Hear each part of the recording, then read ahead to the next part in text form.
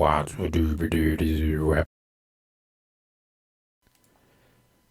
ladies and gentlemen, gabestah here. This is the quick guide for Raiden, the final boss, of course, and heroic only boss for Throne of Thunder.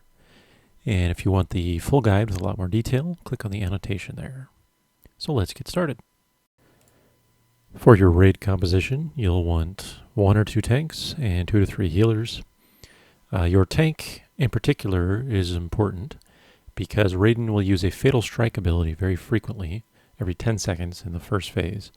If your tank does not have his or her active mitigation ability, such as a blood shield or shield block or shuffle, then Fatal Strike will instantly kill the tank.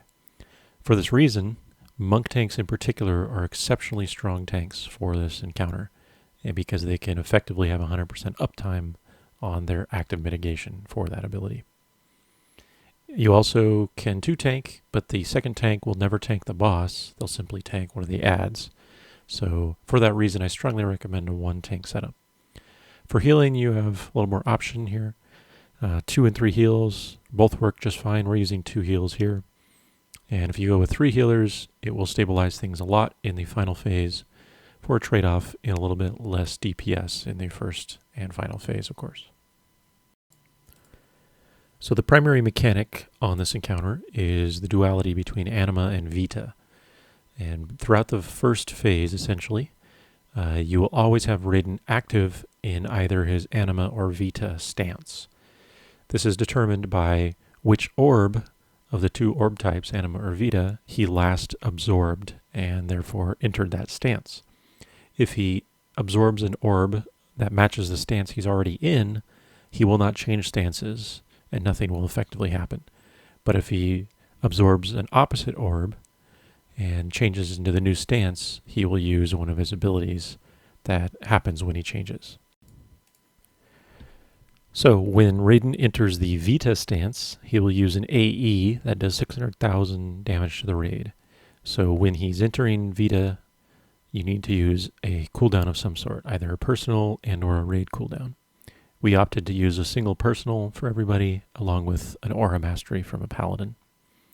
When he enters the Anima stance, which he should only do briefly throughout the fight, he will apply a debuff that does 70,000 damage per second to the raid, but also increases your health by 100%.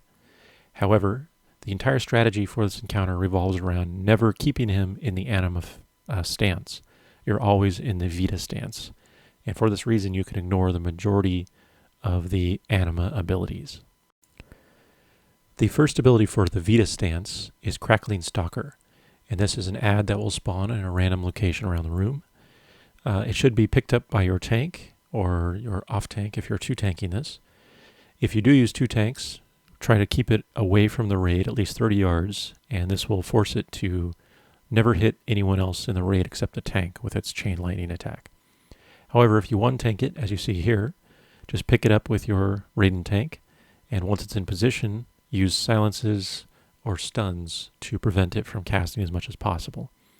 Otherwise, your DPS should focus on killing the Stalker immediately if there is not an orb that needs to be killed at the time. So orbs are priority number 1, otherwise Stalker is priority number 2. While it's active, it will use chain lightning that hits quite hard on the raid, so healers watch out for that. And when it dies, it will do an AE within about 8 yards that also hits pretty hard. However, that should never hit anyone except the tank. So the next major ability for the Vita stance is Unstable Vita, and this is the primary mechanic that you'll deal with on the first phase. So when the Vita stance begins, Unstable Vita will be cast on a random ranged raid member, and this is a 12-second debuff. After it expires, it will cause a chain to shoot out from that previous Unstable Vita target to the furthest player target away from them. So the player that's furthest away will be the target. This will cause Unstable Vita to jump to that player, but it will also hit anyone that's within line of sight within that straight line between the original target and the new furthest target. So you see here a top-down diagram of the setup that we did to help with positioning for this. Basically, at the blue raid marker, we stack the raid. At the green one, we stack the tank. We put the boss in the middle, And the purple marker to form the point of our triangle is where the unstable Vita player stands. Then the yellow marker to the north, about 20 yards from purple, is the location where the next unstable Vita target moves to when the current unstable Vita is about to expire. So we essentially just have a simple rotation where the raid is mostly on blue. When they get Vita, they go to purple. And when it's their turn to pick up the next Vita, they are standing on yellow. The yellow player will be automatically the closest or furthest person away. And then when they get the Vita applied, they move to purple, the purple player moves to blue, and the process repeats. Now, this is different from the common strategy where you have two locations across from each other that are outside of melee range. And we did this because we wanted a position where melee DPS could attack more frequently. So the only time they can't not attack is when they're on yellow. But with 4 melee DPS in this raid, it's important that you find a way to maximize your damage. So this setup worked really well, and I would highly recommend it. So after spending some time in the Vita stance, you've passed around the unstable Vita appropriately, just rotating through players that don't have the Vita sensitivity debuff. At some point, you're going to have sensitivity on most of your raid. And if a player with sensitivity receives a new unstable Vita cast, they will be killed instantly. So, once you reach stacks on pretty much everybody, you have to reset your sensitivity.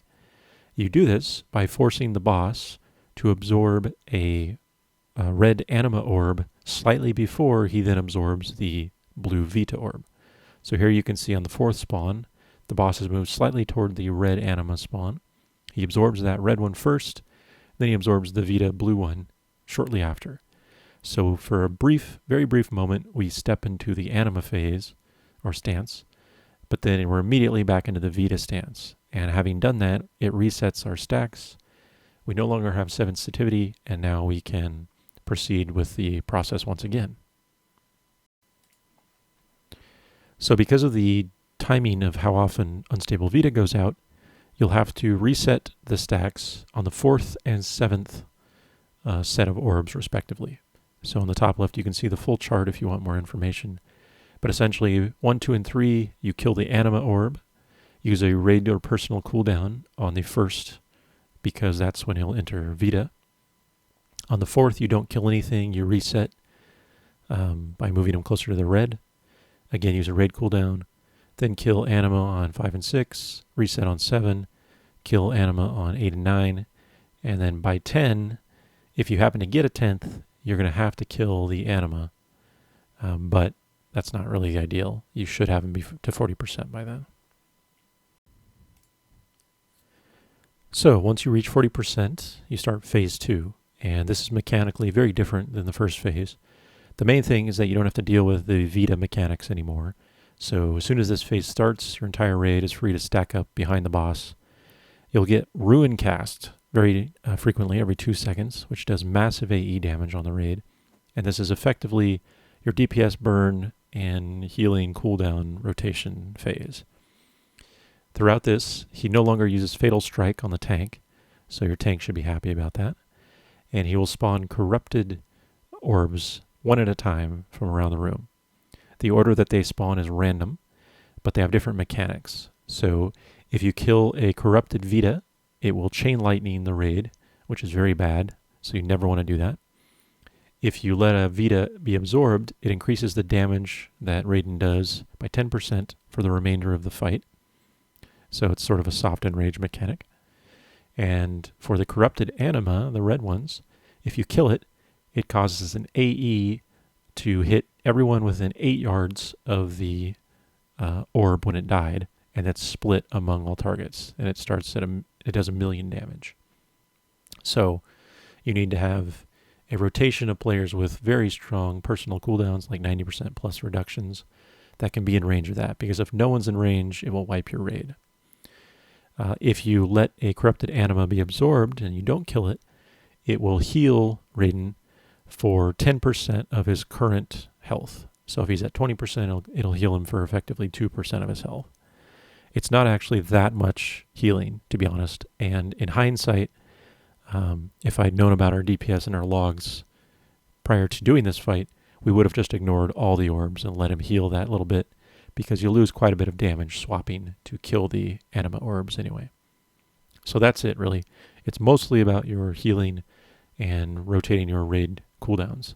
So if at all possible, try to have all your heal and raid cooldowns available for this phase, and then rotate them once things start to get dicey at the end. And that is Heroic Raiden.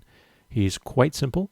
It took us 19 attempts to get him down, so very silly compared to some of the other heroic bosses, but there you go. As always, good luck. Thanks for watching, and if you enjoyed, please subscribe. Bumblelift. 5. Yeah! Wow. We fucking got it. Wow. I didn't think we were that close. I got loot. What did I get? Master Crafter! I got a ring. Oh, Wait. man! How did we just get Master Crafter? I don't know, but It's it's pretty I awesome. can take it. Oh, I bet you using tokens counts as craft. Ooh, Did somebody win something? treated. I won a ring. Wait a Yep, minute, there this we guy go. dies at 5%? Yep. That was awesome.